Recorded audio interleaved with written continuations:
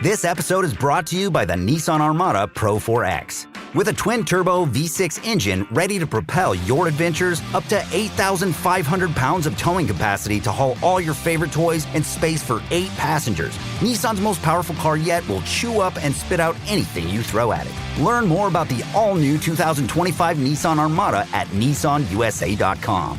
Towing capacity varies by configuration. See Nissan Towing Guide and Owner's Manual for additional information. Always secure cargo. Today on CityCast Madison. The spring election is coming up on April 1st.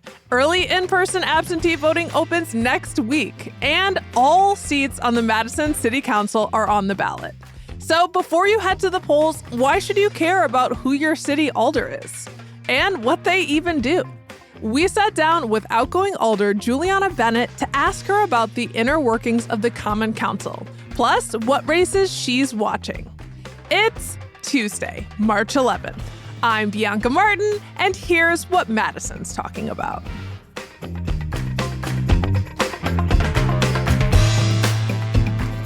Juliana, welcome back to CityCast Madison. We're so happy to have you back. Thank you. Happy to see you. You're so cute. You're so cute. We're curly girls. No one can see us, but they can look us up. Look us up. We have curly hair. Look us up. We have curly hair.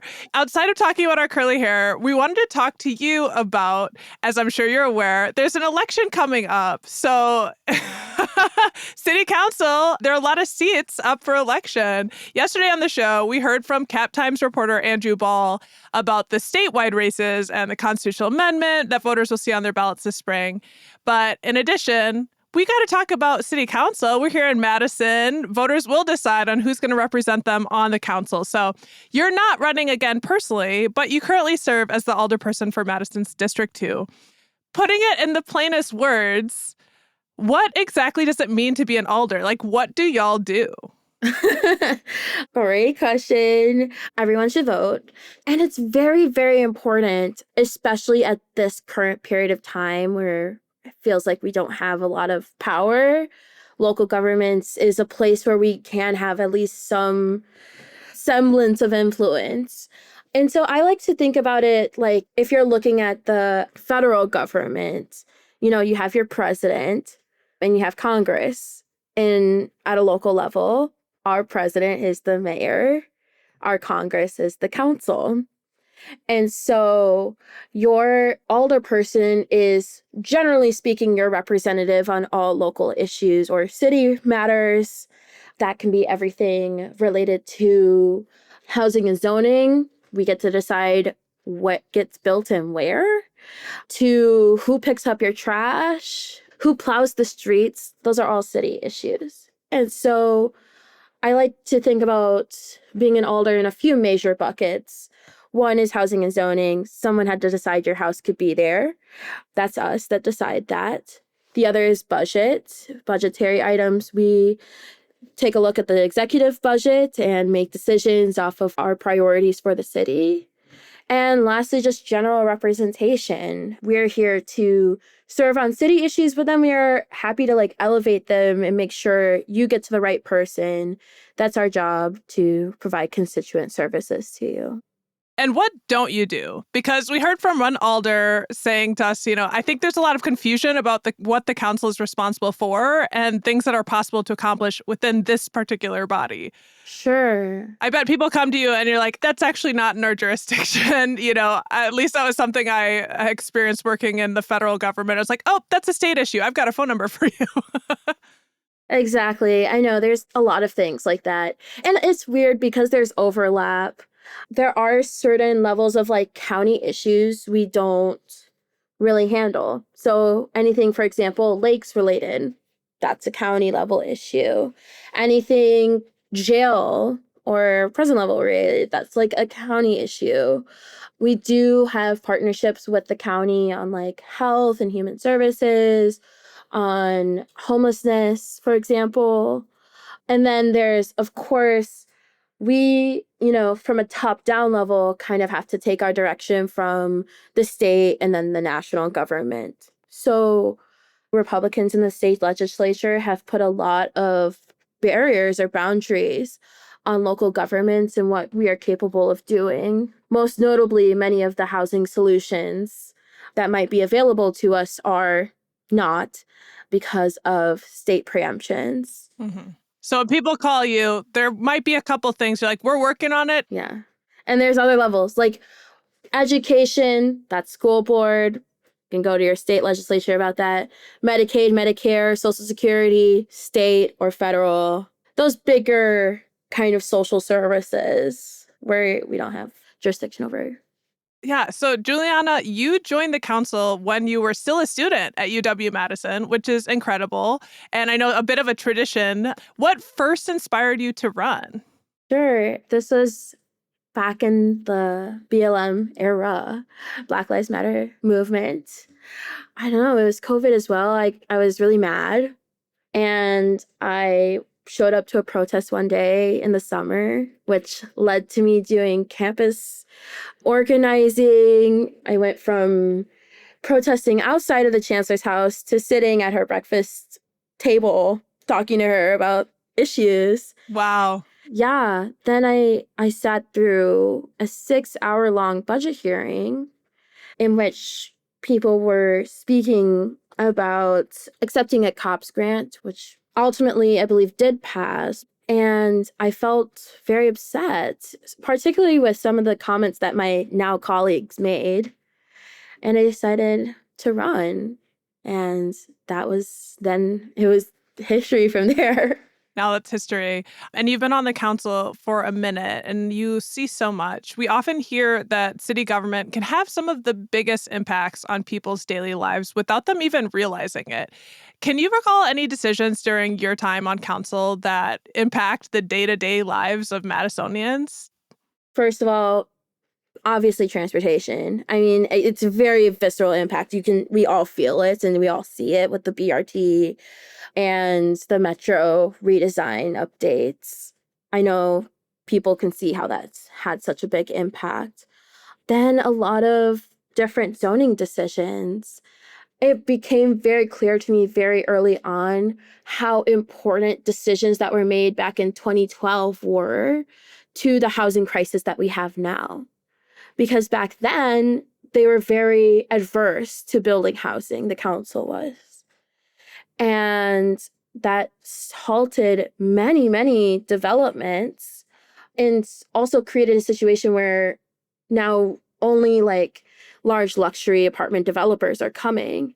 And I think people see that. People are seeing like, hey, there's only these like large luxury apartment developments that are getting passed through council or that are being built. Why is that? And, you have to look back 10, 20 years and look back at the decisions made then that led to the situation we're in now.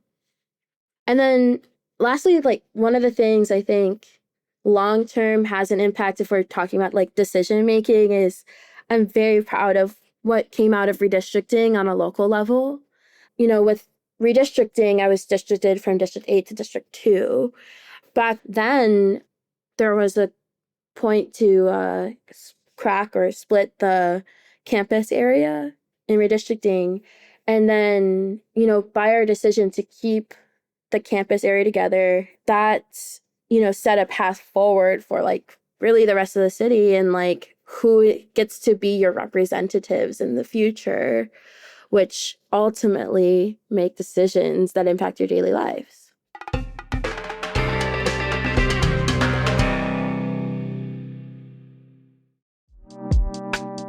Are you an entrepreneur looking for the support, resources, and network to take your business to the next level? Or maybe you're interested in becoming an investor, ready to make a real impact. At Doyen, they're breaking barriers and changing the game for entrepreneurs of startup ventures. Through their triple threat venture training, investor accelerator, coaching services, and learning lab, they provide the tools, mentorship, and funding to help businesses grow and succeed. Their mission? To create a more inclusive, equitable entrepreneurial ecosystem where diverse founders thrive. Join them at their next event, connect with their community, or support their work by becoming a mentor, partner, or donor. Visit doyengroup.org to learn more. It's time to build something amazing together. Take me out to the ball game. What are you doing? Did you know DirecTV has the most MLB games? So, you're singing. Yeah, they put your favorite teams front and center right when you turn it on. Buy me some cold cuts and flabberjacks. Those aren't even the words. I'm allergic to peanuts. Stream DirecTV, home of the most MLB games. Visit directtv.com. Claim based on total games offered on national and regional sports networks. RSNs available with choice package or higher. Availability of RSNs varies by zip code and package. Recently, we put out a questionnaire to all of the candidates running for council in this election. At this point in time, we've already heard back from 15 of the candidates. Thank you all, by the way, if you're listening. One of the questions we asked candidates was, what's something you wish more residents knew about Common Council / the city government? And many of the respondents said they wish people knew how much their voices mattered when it comes to city government. What's the best way for folks here in Madison to keep up with their district alder and happenings at city councils so they can actually use their voice? Sure. Outside of listening to this podcast and reading Madison Minutes, of course. Yeah, of course. I mean, if you're not already subscribed or whatever you do to get on this podcast, do that first. Juliana. Yeah. I would say follow your alder's blog, email your alder. A lot of alders will have coffee or what have you. And I'd say even just if you poke around through what the city committees are, and more specifically Common Council agendas, you might be interested to see all the things that are happening behind the scenes with the city. Anything from like simple public work projects to massive redevelopments to 10-year neighborhood plans. We make decisions on all of those things. And all those schedules are posted online, so folks can, cue into any of it. And I would also suggest getting involved with your neighborhood association. That can be a good path to keeping up with the times on council. This questionnaire that we sent out, reading the responses is so heartening. And there are a lot of people that care so much about the city. And there's a lot of work that goes in that, you're a part-time staffer and you don't get paid a lot. And there's, so it's just a public service. If you could share, what do you think is the biggest public misconception about local government?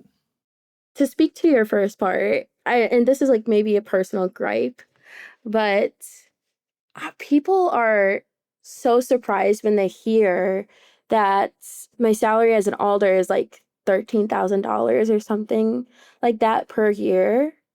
It's something I fight for and will continue to advocate for increasing our alder salaries, because just in general, and when I've gone to conferences and heard from other cities, Madison government is not run very efficiently. And the reason why that is because we continue to disempower ourselves and then be shocked that the mayor is running the city. And it's like, yeah, the mayor is the only full-time representative we have, which, in a city that is the capital city of Wisconsin, we should have full-time representatives that aren't dividing their attention with other full-time jobs on top of all their other personal responsibilities. Like, you residents aren't being fairly represented because we are disempowered to do so. And for that, you all should advocate to have fair representation. So I think that's a misconception in itself. And then I think there's a disconnect between the power of our executive leadership and their influence on the council. One thing I've personally been upset with is this idea that council members are taking their marching orders from the mayor, or the mayor is like running the show and what have you. Behind the scenes, we are all very strong-willed people with strongly held opinions. And speaking for myself, We have very heated discussions and debates behind the scenes, and also push back against, decisions if we don't agree with them from executive leadership. There is a give and take that isn't always in the spotlight for everyone to see, but I would say your alder definitely has the wherewithal and the option to make their own decisions. And that's like their job. So if you want them to represent you and do their job and doing so and not taking marching orders from someone else, you definitely should reach out to them because I think they'll listen to you. Well, I want to get more into the inner workings of the council, but we do have to take a quick break. Just want to remind folks we're talking with Juliana Bennett, the outgoing alder for Madison District 2, about the functions of city council and city government and why you should care about who your alder is. We're going to dig into more in a moment, but first, let's take a quick break.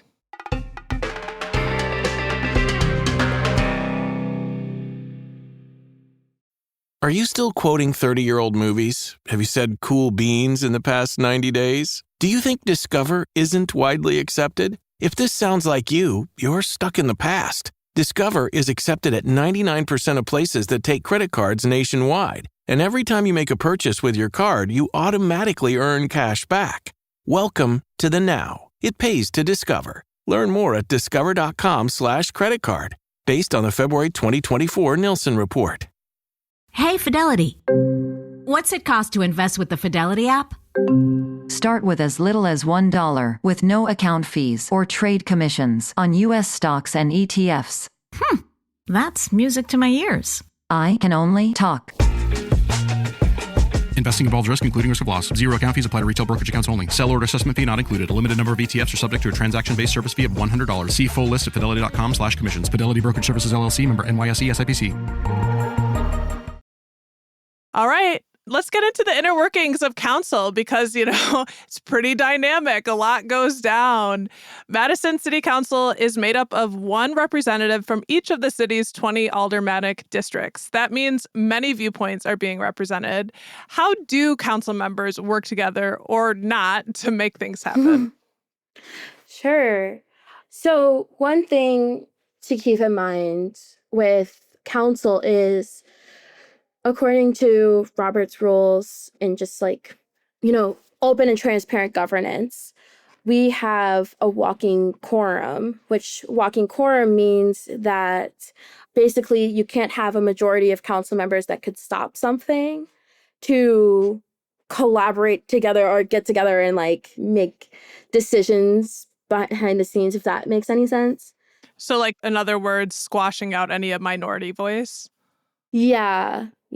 The city attorney advised that 5 members is a walking quorum. So if I'm leading a resolution on gun violence, for example, I have 5 alders I can talk to about that personally and say, hey, will you support this? Oh, so there's a cap. There's a limit. You can't try and make things happen behind the scenes to more than five people. Interesting.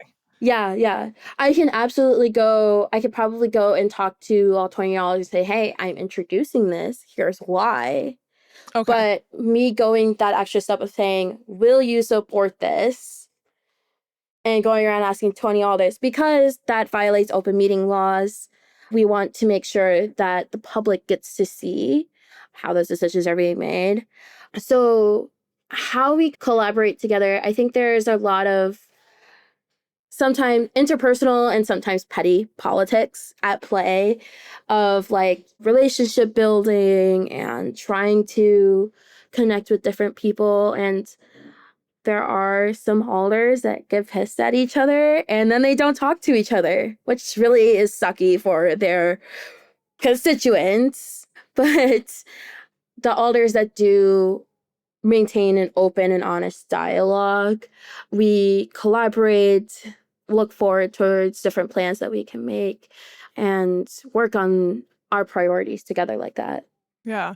Well, a lot of the candidates who responded to us around the question of like, what is the most pressing issue facing Madison, said housing affordability and availability. This is a quote. So while tactics might be different, we're all facing a lot of the same issues. How do folks go about balancing the needs of their district with the needs of the city as a whole?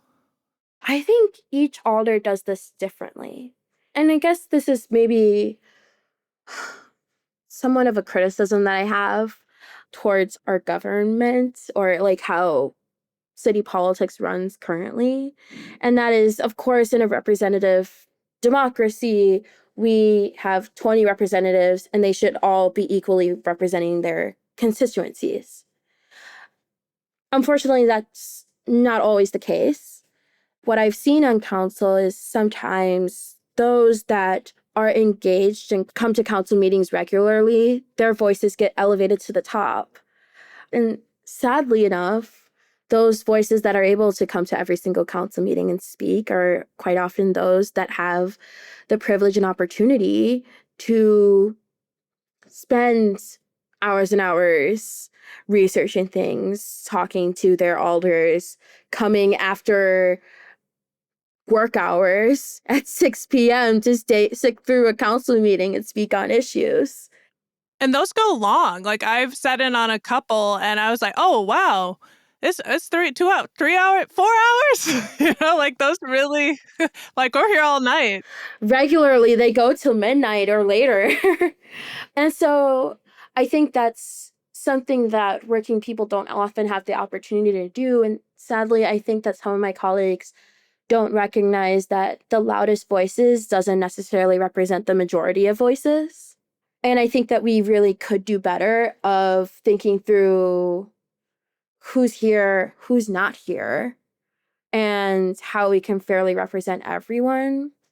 Furthermore, and this is something that I had to change myself throughout my time on council, and that is, funny enough, Alder Figueroa Cole regularly called me on it because when I was the campus area alder, my focus was students. And of course, that is important to elevate that student voice. We're 1 in 6 people in Madison are UW student and plenty more alumni across the city. And yet, if I'm only making choices with one singular perspective, then I'm excluding how that might impact the rest of the city. And I think that this is the importance of alders getting together and talking to each other and understanding their perspectives. I mean, pre-COVID times, alders would do a bus tour of each district, each of the 20 districts. So all alders get to the opportunity to see and understand what are the issues important to different parts of the city. I love that. I want to do it. I want to too. And I never did because it never restarted after COVID yet. Maybe it'll restart again.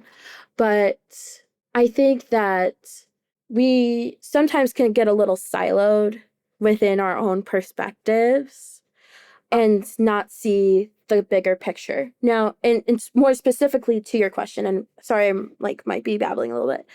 When it comes to housing specifically, there's plenty of folks that really just don't want new housing or in their neighborhoods. They're strongly residential neighborhoods. They've lived there for a long time.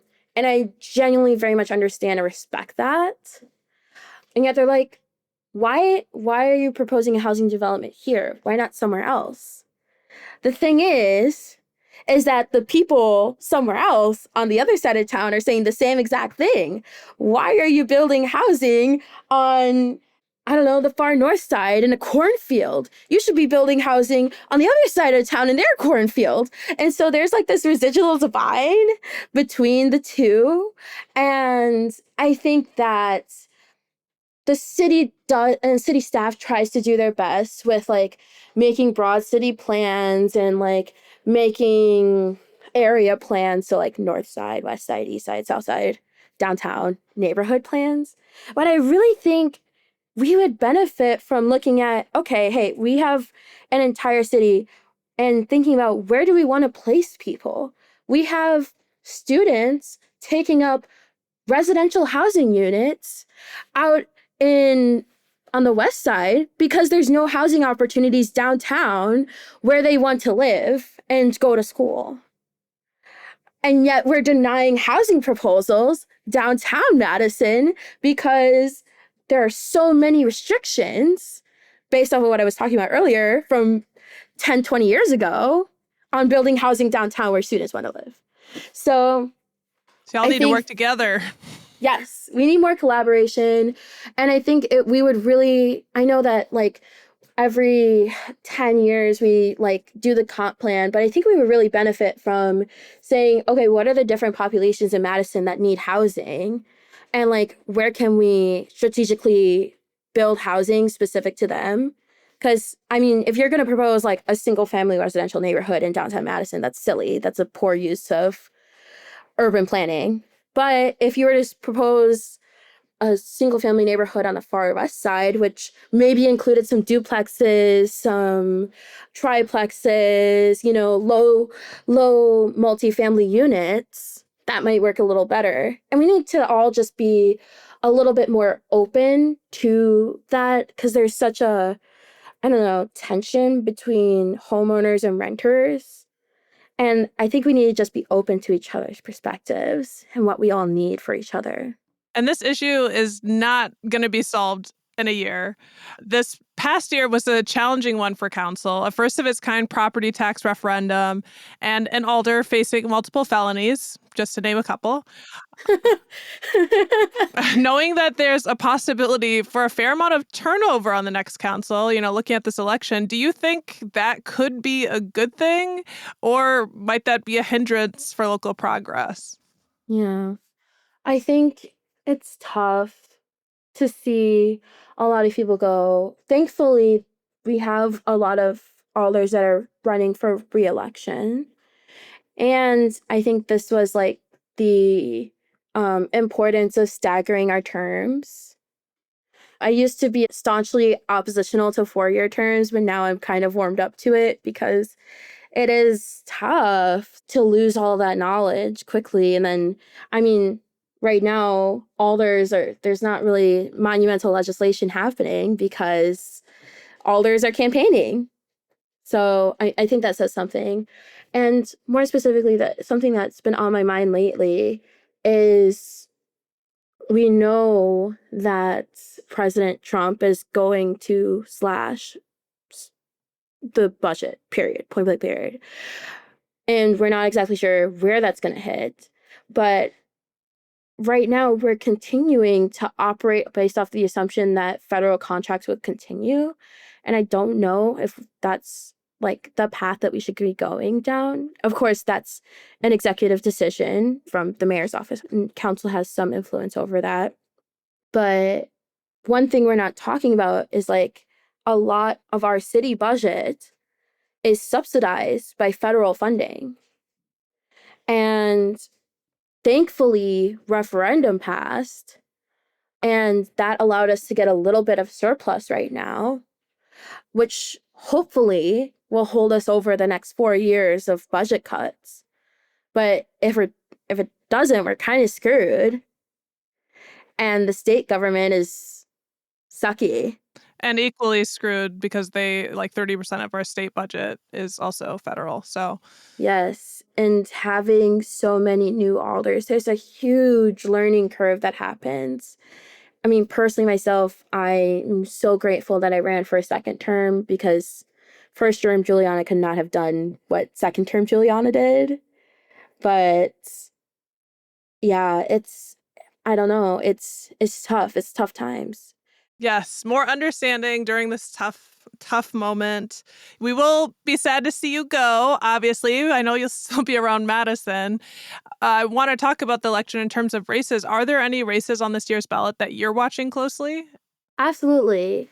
There's a few that'll be very interesting, especially with so many incumbents running for re-election. I'd say District 12, with Aldermani Latimer Burris and Julia Matthews. And then I'm watching District 10 with President Figueroa Cole and Lisa Veldrin. District 9 with Nikki Conklin and Joan Pritchett. I'm also watching 19, John Gugier and Nino Amato. And of course, the downtown races, Mike Revere and Eli Zarowski. And the best, amazing, most of perfect district, District 2 with Will Alkowitz and Matt Eggerer. Yes, your district. My district. Yes. Well, we'll be watching all of those as well. A lot of contested races. And we just appreciate you, Juliana, so much for coming on and sharing your brain and your experience on the council and like letting people know like why they should care about their alder. It's really important and we appreciate it. Absolutely. Thank you for having me. That's Juliana Bennett, outgoing Common Council member for District 2. If you're running for alder and you send in a response to our survey about what Madison needs most, thank you. You rock. And for those of you who are interested in what else will be on your ballot, particularly for statewide races, check out our conversation from yesterday with Cap Times reporter Andrew Ball. We covered the state Supreme Court race, the state school superintendent, and the proposed constitutional amendment. That's linked in our show notes, as well as My Vote Wisconsin, where you can see everything on your ballot.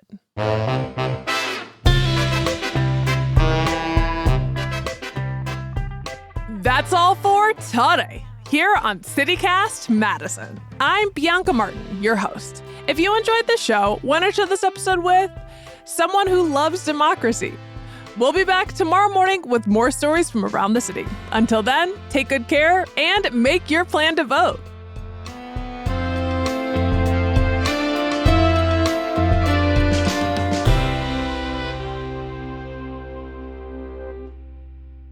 Everyone go vote April 1st and tell your friends to vote. Tell your friends.